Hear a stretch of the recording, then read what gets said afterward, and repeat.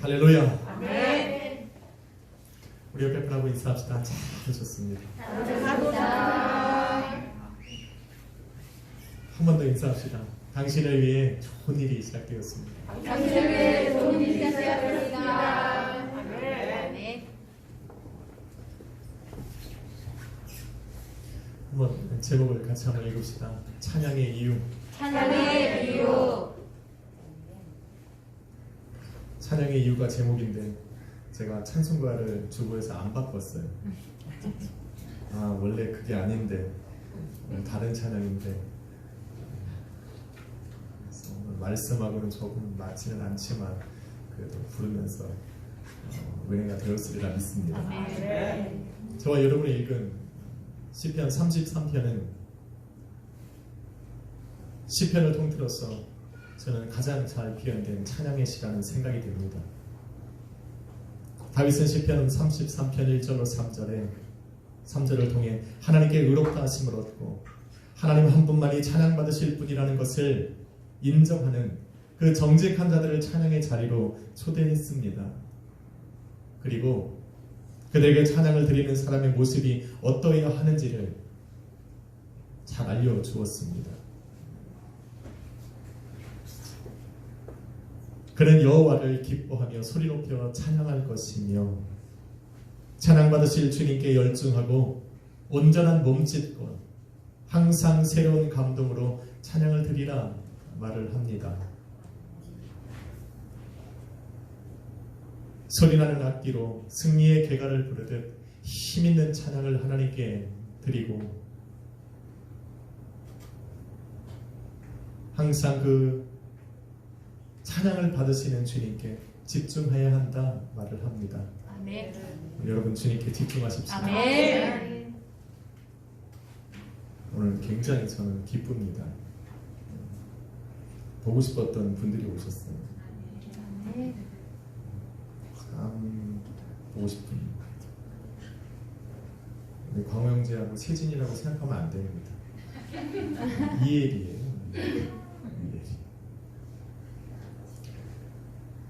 그런데 다윗이 알려준 바로 초대받은 자리에서 어떻게 찬양을 드려야 하는지를 알면서도 만약 내가 찬양을 드리고 있지 못하다면 그 이유는 한 가지일 겁니다. 찬양할 이유를 찾지 못할 겁니다. 예배의 자리에서 혹은 삶의 현장에서 하나님을 찬송하는 사람들은, 성도들은 저마다의 찬송의 이유를 갖고 있습니다. 고난에서 건지신 하나님을 찬양하는가 하면 삶을 인도하시는 주님께 감사의 찬양을 드리기도 합니다.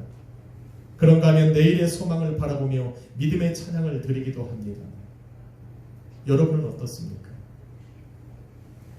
여러분은 어떠한 이유로 주님을 찬양하고 또 예배하고 계십니까? 하나님께서는 이사야 선지자의 입을 통해서 이 백성은 나를 위하여 지었나니 나의 찬송을 부르게 하려 하심이라 말을 합니다. 이 말씀의 핵심은 무엇입니까? 하나님의 백성으로 택함받고 부르심받은 사람에게 하나님을 찬송하는 것은 마땅히 할 바라 말하는 겁니다. 할렐루야. 아멘. 성도의 최우선되는 목적이 하나님을 찬양하는 것이어야 한다 이야기하고 있는 겁니다. 아멘. 그런데 이 말씀을 하신 또 다른 이유를 우리는 잘 알아야 합니다. 이것이 오늘 우리가 나눠야 될 말씀의 핵심입니다. 이 백성은 나를 위하여 지었나니 나의 찬송을 부르게 하려 하심이라 라고 말씀하신 이 두 번째 이유는 찬양을 드려야 할 당신의 자녀된 저와 여러분에게 우리 하나님께서 찬양할 수 있는 또 찬양을 드릴 수밖에 없는 이유가 되어주시겠다는 말씀이에요. 아멘. 찬송의 이유가 있어야 하나님을 찬양할 수 있기에 하나님께서는 우리에게 그 찬송의 이유가 되어주시겠다 말씀하십니다. 아멘. 이사야 61장 1절로 3절에 이른 것 같이 가난한 자의 입술에 찬양이 있게 하시기 위하여 가난한 자들의 부유함이 되어주신 겁니다. 마음이 상한 자를 고쳐 그들의 입술에 찬송이 있게 하셨고 포로된 자들을 자유케 하심도 갇힌 자에게 노임을 주시고 슬픈 자를 위로하시는 것도 그들의 삶에 그들의 입술에 하나님을 향한 찬양이 있게 하시기 위한 겁니다. 아멘. 슬퍼하는 자에게 화관을 주시고 죄를 대신하여 희락의 기름을 슬픔을 대신하여 찬송의 옷을 입혀주시는 것도 그들의 입술에 하나님을 향한 찬양이 있게 하시기 위한 겁니다. 이러한 이유들 외에도 하나님을 찬양했던 수많은 사람들의 찬양이 성경에는 기록되어 있습니다. 이삭의 아내를 찾으러 갔던 아브라함의 종이 그 많은 사람들 중에서 어떻게 그 이삭의 아내를 찾을까 하나님 앞에 기도했을 때 그 광활한 광야 속에서 리브가를 만났을 때 자신의 기도에 응답하신 그 하나님께 찬송을 올려드렸습니다. 모세와 함께 출애굽한 이스라엘 백성이 홍해를 건너 생명을 건져낸 후에 춤추며 우리 하나님을 소리라는 악기로 우리 하나님을 춤을 추며 우리 하나님을 찬양했습니다. 할렐루야. 아멘. 자신의 성으로 여호와의 언약궤가 들어오는 것을 바라봤던 기뻐 춤추며 찬양했던 다윗을 볼 수 있습니다. 무자했던 한나가 사무엘을 얻은 후에 하나님을 향하여 그 영광의 찬양을 올려드린 그 모습을 우리는 기억하고 있습니다. 큰 물고기 속에서 구원의 하나님을 노래했던 요나와 가장 힘들고 어려웠던 상황 속에서 하나님의 심판의 말씀이 선포되어짐을 보고 오히려 그늘과 자비의 찬양을 하나님께 올려드렸던 하박국 선지자의 찬양을 우리는 기억합니다. 성령으로 잉태한 마리아를 보고 영광의 찬양을 올려드린 엘리사벳은 어떻습니까? 별을 보고 찾아가 구유에 누인 예수를 바라보면서 하나님께 영광의 찬양을 올려드렸던 동방의 박사들과 목자들은 어떻습니까? 예루살렘 성전의 문에서 성령을 통해 내가 죽기 전에 온 땅을 구원할 그리스도를 너가 볼 것이라고 말했는데 그 성전으로 들어오고 있는 어린 예수를 바라보면서 그는 하나님께 영광의 찬양을 올려드렸습니다. 예수님을 만나 병을 치유받고 귀신에서 노임을 받고 구원의 복음을 듣게 된 모든 사람들은 하나님께 찬양을 올려드렸습니다. 이처럼 성경 안에는 하나님을 찬양한 그 찬송의 소리로 가득 채워졌습니다. 그런데 저와 여러분이 읽은 오늘 본문은 또 다른 찬송의 이유를 알려주고 있는 겁니다. 바로 하나님이 찬송의 이유라 말하는 겁니다. 아멘. 우리는 이것을 우주적 찬양의 이유라 말합니다. 우주적이라고 하는 것은 유니버셜하다는 것. 그것은 인간을 포함하여 하나님께서 창조하신 세계 안에 존재하는 모든 것들이 공통적으로 갖고 있는 하나님을 찬양할 이유라 말하는 겁니다. 앞서 저와 여러분이 나눴던 그 모든 이유가 하나도 내 삶에 일어나지 않을지라도, 어떤 사람은 병고침을 받았지만 내 삶에는 병고침이 일어난다 하지 않을지라도, 어떤 사람은 하나님이 부유케 하셨는데 내 삶은 여전히 부유하지 못한다 할지라도, 내 삶은 여전히 갇히고 슬픔이 가득하다 할지라도 하나님을 알고 있는 그 사람은 바로 하나님이 찬송의 이유가 된다 말하고 있습니다. 아멘. 할렐루야. 아멘. 여러분의 찬송의 이유가 하나님입니다. 아멘. 제가 드릴 찬송의 이유가 바로 우리가 하나님이어야 한다는 겁니다. 아멘. 찬양 드리실 이유를 찾고 계십니까? 만일 그 이유를 찾고 있다면 오늘 말씀에 귀를 기울여 보십시오. 오늘 말씀은 여러분에게 좋은 찬송의 이유를 안겨줄 겁니다. 말씀을 듣고 우리의 믿음이 그것에 호응하고 반응한다면 저와 여러분의 입술에는 어떠한 상황 속에서도 하나님을 향한 찬송의 소리가 끊어지지 않을 겁니다. 아멘. 한번 인사합시다. 잘 들으시면 잘 들으시면 됩니다. 아멘. 잘 들으시면 여러분의 삶에 찬송이 끊이지 않을 겁니다. 아멘. 다윗은 그 첫 번째 일과 천지를 지으신 여호와의 말씀이라 말합니다. 6절에 이르길 그 말씀으로 하늘을 지으셨고 그 입 기운으로 만물을 창조하셨다 말합니다. 만물을 지으신 말씀 안에 사람도 포함되어 있고 그 사람들 안에는 저와 여러분도 포함되어 있습니다. 아멘. 그래서 그 말씀 안에 있는 우리는 말씀이 영원하듯 우리도 영원한 겁니다. 아멘. 이 땅의 삶이 저와 여러분의 전부가 아니라는 말입니다. 아멘. 아멘. 이 땅에 힘들고 어렵게 살았다고 하나님께서 내 삶을 그렇게 끝내시는 분이 아니라는 겁니다. 아멘. 그러니 찬양할 만하잖아요. 아멘. 4절 5절은 그의 말씀이 정직하고 그의 행사가 다 진실하며 지으신 세상을 당신의 사랑과 인자하심으로 충만케 하셨다 말하는 겁니다. 정직하다는 것은 거짓이 아니기 때문에 말씀하신 대로 반드시 이루신다는 말씀. 아멘. 아멘. 진실하다는 것은 에무나라고 하는 원어입니다. 하나님께서 말씀하신 대로 행하심에 있어 한치의 오차도 없이 완벽하게 행하신다는 거예요. 저와 여러분을 향한 하나님의 선하고 아름다운 그 일들, 저와 여러분에게 약속의 말씀을 주셨던 그대로 저와 여러분의 삶에 완벽히 이루시는 분이라는 거예요. 하나님께서 이 모든 것을 이루셨을 때 세상은 그것을 통해서 하나님의 사랑과 인자하심을 발견하게 될 것이다 말이에요. 그런데 어떻게 찬양하지 않을 수 있습니까? 7절로 8절에 보니 그 말씀이 바닷물을 한 곳에 모아서 땅을 드러나게 하셨고 그 땅에 거하는 우리로 생육하고 번성하고 충만케 하셨다 말을 합니다. 할렐루야. 아멘. 이 복된 말씀을 듣고 우리가 어떻게 하나님을 찬양하지 않습니까? 9절에 이르시길 그가 말씀하심에 이루어졌고 명령하심에 견고히 섰다 말을 합니다. 그래서 다윗은 8절에 온 세상과 온 땅과 세상의 모든 거민들은 여호와를 경외하며 그의 말씀에 계속하여 머물러 말합니다. 그 말씀 안에 좀 머물러 있으라. 홀딱홀딱 변하지 좀 말아요.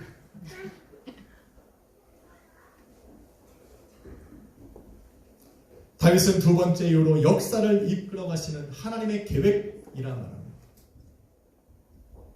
역사를 이끌어 가시는 하나님의 계획. 10절로 12절을 우리 함께 읽어보려고 합니다. 나와는 같이 읽습니다. 시작. 여호와께서 나라의 글에 계획을 폐하시며 민족들의 사상을 무효하게 하시도다. 여호와의 계획은 영원히 서고 그의 생각은 대대에 이르리로다. 여호와를 자기 하나님으로 삼은 나라 곧 하나님의 기업으로 선택된 백성은 복이 있도다. 아멘. 찬송해야 할 첫 번째 이유가 천지를 창조하신 하나님의 말씀이라면 두 번째 이유는 창조하신 그 세상의 역사를 주관하시는 하나님께서 그 안에 속한 것들을 향한 계획이다 말합니다.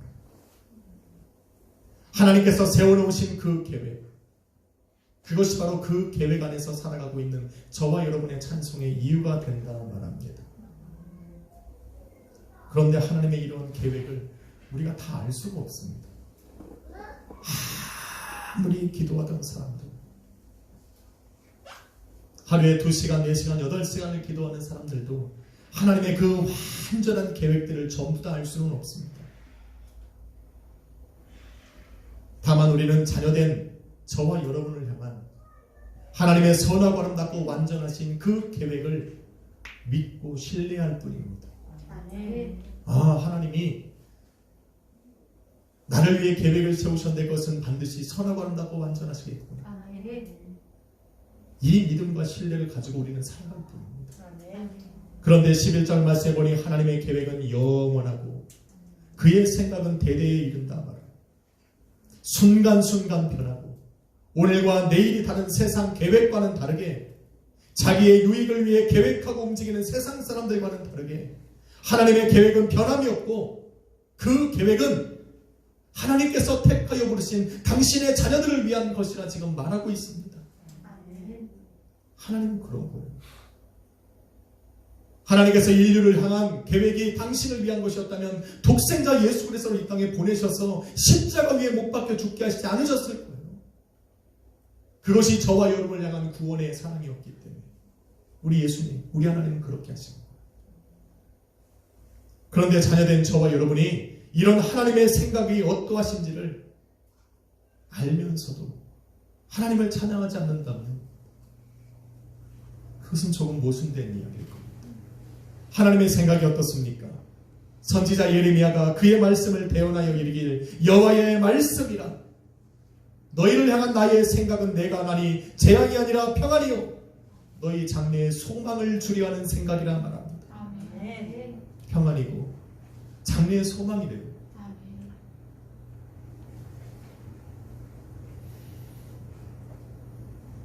이러한 생각으로 하나님께서 저와 여러분을 향한 계획을 세우셨는데 그 계획하심을 알고 있는 내가 또 그 계획 안에 내가 있고 나의 자녀들이 있고 나의 가정과 내 행하는 모든 범사가 그 하나님의 계획 안에 있음을 알고 그 계획이 선하고 아름답고 완전하며 평안이요 장래의 소망이라고 말씀하시는 이 말씀을 들었는데 그 말씀을 알고 있는 우리가 어떻게 찬양하지 않을 수 있습니까?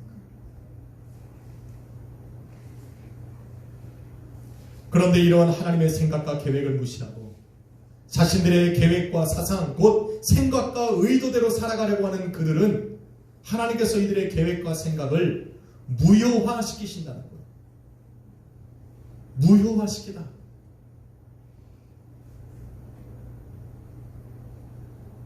무슨 말입니까? 방해하신다는 거예요. 금지시킨다는 거예요. 단념시킨다는 거예요. 낙심하게 만든다는 거예요. 하나님은 하나님이 세우신 하나님의 그 선하신 생각대로 계획하신 대로 일을 진행시켜 나가는데 그거와 정반대의 길을 계획하고 그 세운 의도대로 살아가고 있다면 하나님은 하나님의 뜻을 이루어 가시는 그 세상 속에 이들의 길은 당연히 방해받을 수밖에 없어요. 하나님의 계획과 다른 방향으로 가면 언젠가는 그 계획에는 브레이크가 걸리고 단념하는 시간이 오게 되고 언젠가는 그것을 낙담하며 정말로 그것을 포기해야 될 순간들이 찾아오게 될 것이라 말을 합니다. 그러니 여러분이 무슨 계획을 세우고 있다면 그 안에 하나님의 계획이 있는지 물어봐야 합니다. 아멘. 여러분이 어떠한 생각을 가지고 있다면 그 생각이 하나님의 생각과 같은 길을 걸어가고 있는지 같은 곳을 바라보고 있는지 우리는 먼저 생각을 해봐야 돼요. 그렇지 않으면 아무리 멀리 가고 아무리 빠르게 가도 언젠가는 단념하고 포기하고 돌아서고 낙심해야 될 그 때와 마주하게 될 겁니다. 그러게 다윗은 12절에 여호와를 자기 하나님으로 삼은 나라 곧 하나님의 기업으로 선택된 백성은 복이 있다 말합니다. 왜 돌아설 일이 없다?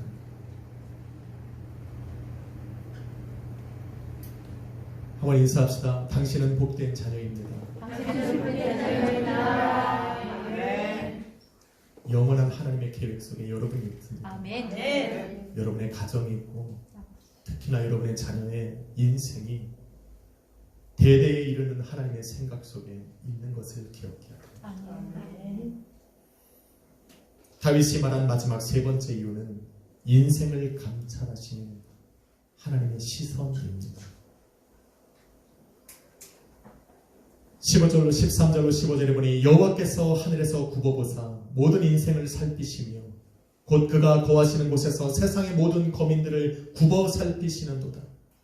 그는 그들 모두의 마음을 지으시며 그들이 하는 일을 굽어 살피시는도다. 비슷한 말들이 많이 나옵니다. 굽어보다, 살피신다, 굽어 살피신다, 굽어 살피신다. 이런 표현들이 계속적으로 나오는 것을 볼 수가 있습니다. 비슷한 의미 같아도 원어의 뜻은 조금씩 다릅니다.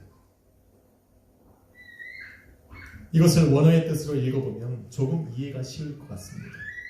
잘 들어보십시오.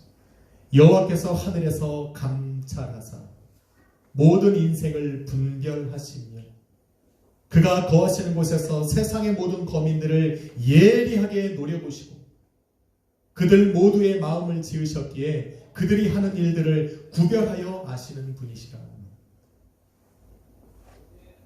예리한 눈으로 바라보신다. 하나님의 시선이 이처럼 세밀하게 감찰하시는데 세상을 창조하시고 인류의 역사를 계획하시고 주관하시는 하나님을 의지하지 않고 16절로 17절에 기록된 바와 같이 많은 군대와 힘센 용사를 의지하여 구원을 얻고 삶의 평안을 누리려고 하는 그런 사람들, 하나님은 결코 그들을 당신의 시선으로 의롭게 바라보지 않으신다 말하는 겁니다. 저는 얼마 전 설교에서도 말씀을 드린 것으로 기억합니다. 하나님의 감찰하심이 하나님 없이 살아가는 사람들에게는 심판과 저주의 시선이 되고, 하나님을 경외하며 그를 의지하며 살아가는 사람들에게는 자비와 구원의 시선이 된다 말했습니다. 하늘 보좌에서 모든 이들의 마음과 이들이 행하는 모든 일들을 감찰하시는 여호와의 그 시선은 모든 것을 구별하여서 선악간에 판단하신다는 거예요. 세상 것들로 자기의 생명과 평안을 삼아 살아가는 자들에게 그래서 이르시기를 많은 군대로 구원 얻은 왕이 없다. 용사가 힘이 세어도 스스로 구원하지 못하고 구원하는데 군마는 헛되고 군대가 많다 해도 능히 구원하지 못한다 말합니다. 이건 쉽게 말해서 하나님 없이 너희가 아무리 의지하고 살아봐야 그것이 너희에게 영원한 평안을 줄 수 없다 지금 이야기하는 거예요. 언젠가 끝을 보이게 될 것이고 그 끝을 보게 되는 날 너희는 낙담하며 돌아서게 될 것이라 이야기를 하고 있는 겁니다.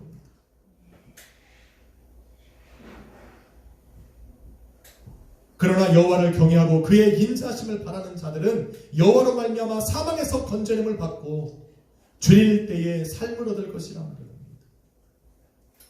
여러분 잘 들어보시면 여호와를 경외하고 그의 인자하심을 바라는 사람들에게도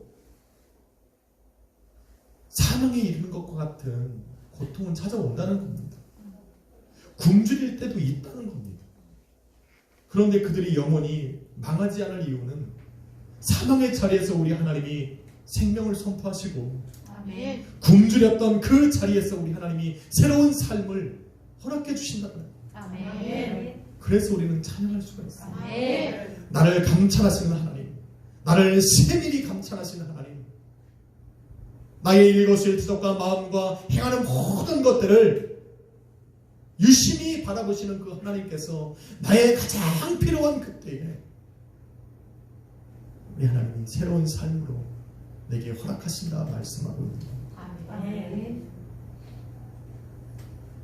그래서 저와 여러분은 이런 하나님의 시선에 어떻게 발견되어질지를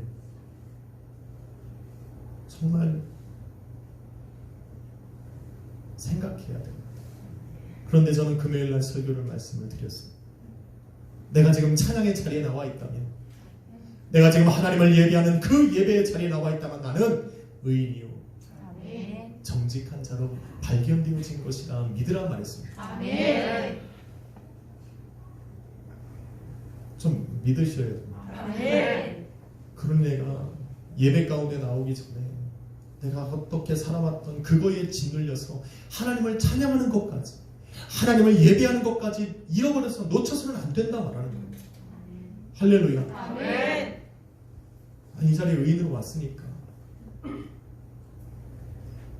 의인이 마땅히 드려야 할 그 찬송과 예배를, 그것을 방해하는 모든 것들을 좀 제거하고 그 하나님께만 집중하여 예배하자. 아멘. 하나님은 그걸 원하십니다. 왜 그렇습니까?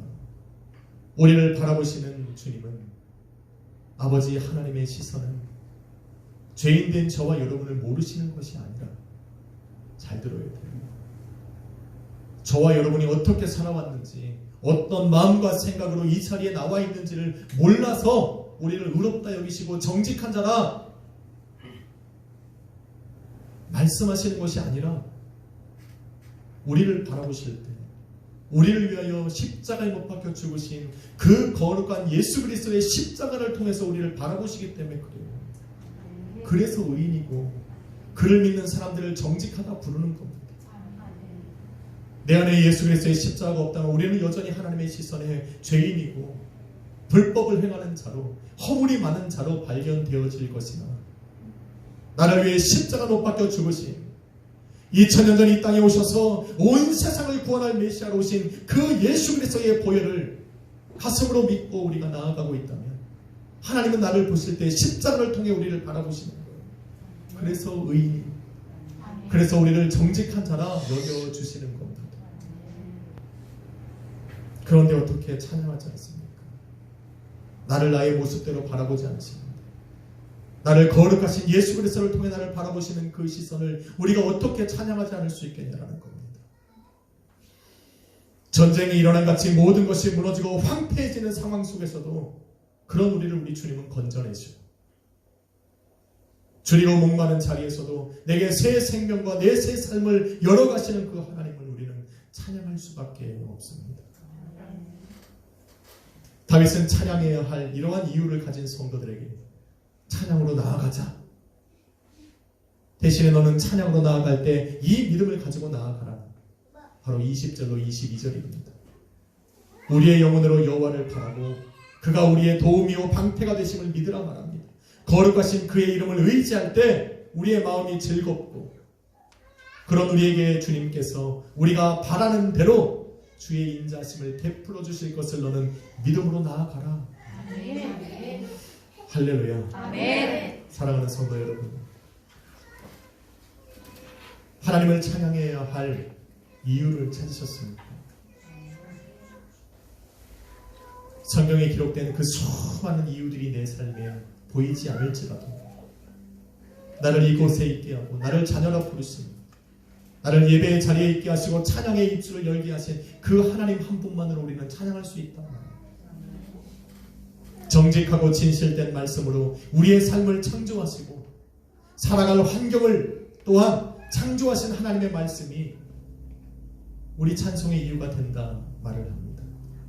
창조하신 우리를 그냥 내어버려두지 아니하시고 선하고 아름답고 완전하며 평안이요 장래의 소망을 주시려는 생각으로 계획하신 그 모든 것들이 우리 찬송의 이유가 되고 계획하심 속에 우리의 영혼을 사망에서 건지시고 굶주리실 때의 삶을 주시고자 항상 세밀히 관찰하시는 그 하나님의 시선이 우리 찬양의 이유가 된다 말을 합니다.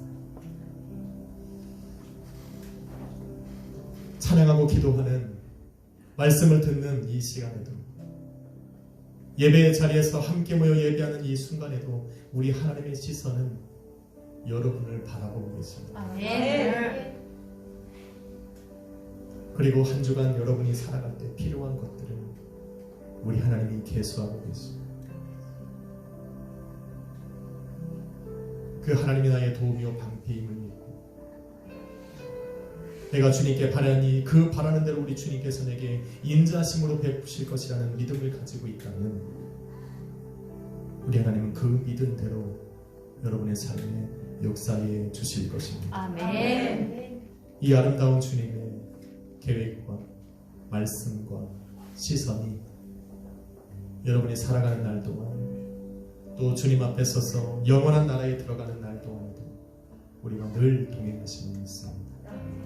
그 주님을 많이 찬양하십시오. 아멘. 많이 찬양하십시오.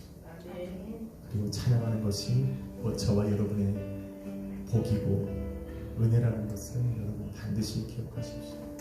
그래서 힘들 때 막 찬양해야 돼요. 아멘. 저는 그렇게 합니다. 찬양이 어떠한 건지를 알기 때문에 힘들면 막 찬양해요. 입술에 찬양이 안 나오면 찬양 틀어놓고 내 생각을 먼저 바꾸고 내 마음을 바꿔요.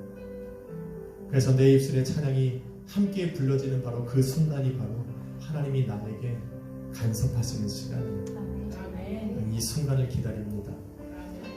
여러분의 가정에도 인생에도 이런 찬양이 계속 되어질 수 있도록 여러분 찬양하십시오. 아멘. 기도합시다. 주님 감사합니다.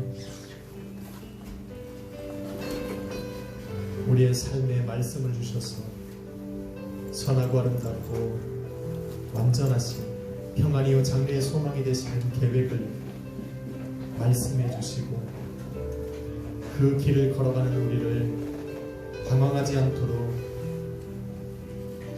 항상 그의 시선으로 바라봐 주시니 감사합니다. 이것이 우리의 찬양의 이유가 되어서 우리는 날마다 주님을 찬양합니다.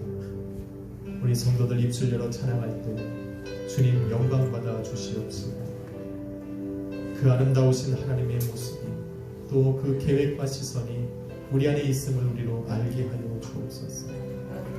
오늘도 예배 가운데 부르심을 받은 우리 성도들 아버지 기도할 때 또 아버지 이름을 부를 때 그들이 바라는 대로 당신의 인자하심으로 함께 하여 주옵소서. 감사드리며 예수님의 이름으로 기도했습니다. 찬양 하나 드릴까요? 아름다우신 내 안에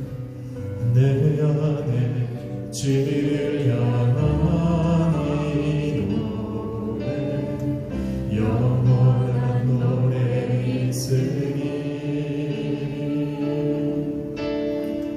날 향한 주님의 크신 사랑 영원히 찬양하리라. 십자가 그 사랑 찬양하리. 날 구원하신 그 사랑 내 삶을 드려 찬양하리라. 놀라우신 주의 사랑 영원히 찬양하리라. 아름다우신 오 놀라우신 영원할 수 없는 사랑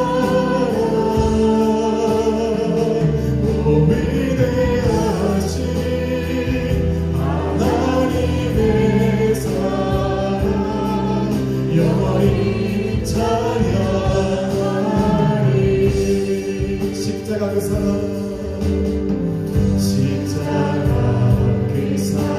찬양하리. 날 구원하신 그 사랑 내 삶을 드려 찬양하리라. 놀라우신 주의 사랑 영원히 찬양하리라. 영원히 찬양하리라. 아름다우신 오 놀라우신 영원할 수 없는 사랑 오 위대하신 하나님의 사랑 영원히 찬양하리. 주와 같은 노래 주와 같은 은혜 없네. 이 세상 그리고 주와 같은 은혜 없네. 누구도 이길 수 없네. 아름다우신 오